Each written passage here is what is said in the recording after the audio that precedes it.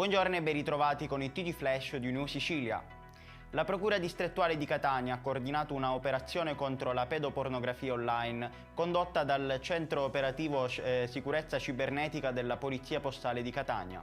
Sono 24 gli indagati per i reati di detenzione di pornografia minorile.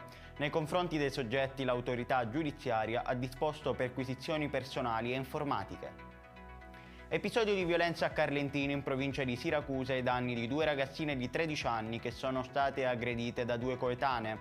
Adesso le responsabili sono state denunciate per violenza e minacce dagli agenti del commissariato di Lentini. Il video, che ritrae le minorenni intenti a picchiare le loro prede, ha fatto il giro del web ed è stato registrato durante la festa patronale di Santa Tecla. Resta inaccessibile parte del Tribunale di Catania ed esattamente il terzo piano dopo il crollo del soffitto di uno degli uffici di segreteria del GIP avvenuto nei giorni scorsi. Il presidente della Corte d'Appello di Catania, Filippo Pennisi, ha disposto la proroga del divieto per chiunque di accedere ai corridoi e alle stanze ubicati al terzo piano lato est del Palazzo di Giustizia. Un detenuto palermitano, Agostino Matassa, di 64 anni, è stato trovato morto nel carcere Morandi di Saluzzo, in provincia di Cuneo, in cui era ristretto.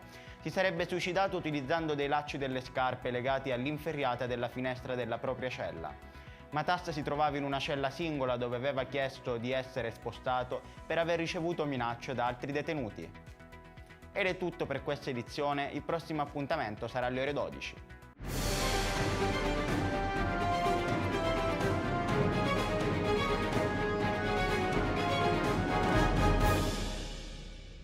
Procar, centro assistenza autorizzato BMW e Mini, adesso anche BMW Motorrad, via George Marshall 7, Mister Bianco, Catania.